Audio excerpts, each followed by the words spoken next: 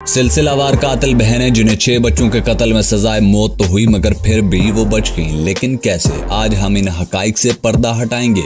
ये जुर्म 35 साल पहले हुआ था। 25 साल तक मुकदमे की समाअत हुई। आखिरी फैसला पिछले बरस सुनाया गया था। ये दिल दहला देने वाला जुर्म इंडिया की रियासत महाराष्ट्र में पेश आया। हुकूमत की जानिब से देर और गैर जरूरी तरीकाकार की वजह से इस जुर्म में मुलव्वस सीरियल किलर्स के लिए सुप्रीम कोर्ट की तरफ से मंजूर की गई सजाए मौत पर कभी अमल दरामद नहीं हो सका। ये 3 खवातीन पर मबनी एक ऐसी खौफनाक कहानी है जो महाराष्ट्र में सबसे सफाक सीरियल किलर बन गई। वो बच्चों को अगवा करती थी और चोरी करने के लिए बच्चों को ढाल के तौर पर इस्तेमाल करती थी। इन 3 खवातीन पर 42 बच्चों के अगवा और फिर इनमें से ज्यादातर को कत्ल कर देने का इल्जाम था।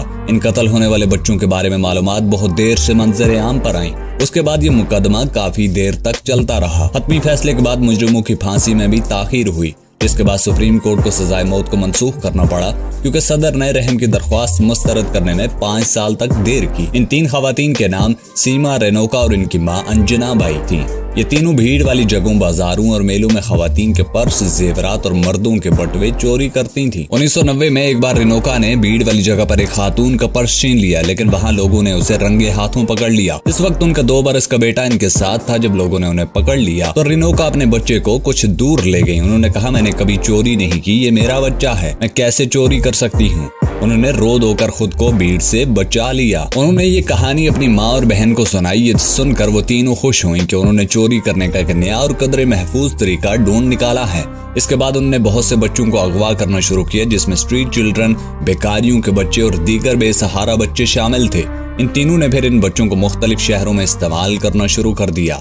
मंदिरों के त्योहारों और ऐसी जगहों पर जहां लोग बड़ी तादाद में जमा होते हैं, वो बच्चों को चोरी के लिए इस्तेमाल करती थीं। तीनों खवातीन जब भी आवाम के घेरे में आ जाती तो वो बच्चों को गाली देना और बुरा भला कहना शुरू कर देती। जुल्म की इंतहा ये हुई कि अब उन्होंने बाकायदा बच्चों को कत्ल करना शुरू कर दिया था।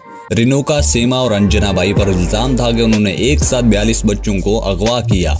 शकूक व शुबात भी पैदा हुआ कि इनमें से अक्सर को उन्होंने मारा होगा। ज्यादातर बच्चों को जमीन से टकराने, बिजली के खंभे से सर टकराकर गला दबाने और नाक और मुंह दबाने समेत वहशियाना कार्रवाइयों के जरिए कत्ल किया गया। अगवा होने वाले ज्यादातर बच्चे बहुत कम उम्र थे। पुलिस कत्ल का सामान बरामद नहीं कर सकी क्योंकि उन्हें बगैर किसी हथियार के कत्ल किया जाता था। लेकिन अदालत में केस की समाअत होने पर पहले ही अंजना बाई की पुलिस हिरासत में मौत हो गई, जिसकी वजह से रेनोका और सीमा के खिलाफ मुकदमा दर्ज करके तफ्तीश जारी रखी गई। 28 जून 2001 को कोल्हापुर के सेशन कोर्ट ने रेनोका और सीमा को 13 नाबालिगों को अगवा करने और इनमें से कम 6 को कत्ल करने के जुर्म में मौत की सजा सुनाई। अगले 5 बरस के दौरान बम्बई हाई कोर्ट ने सजाए मौत को बरकरार रखा, लेकिन फैसले में कहा गया कि 6 के बजाय सिर्फ 5 बच्चों को कत्ल करने का इल्जाम साबित हुआ।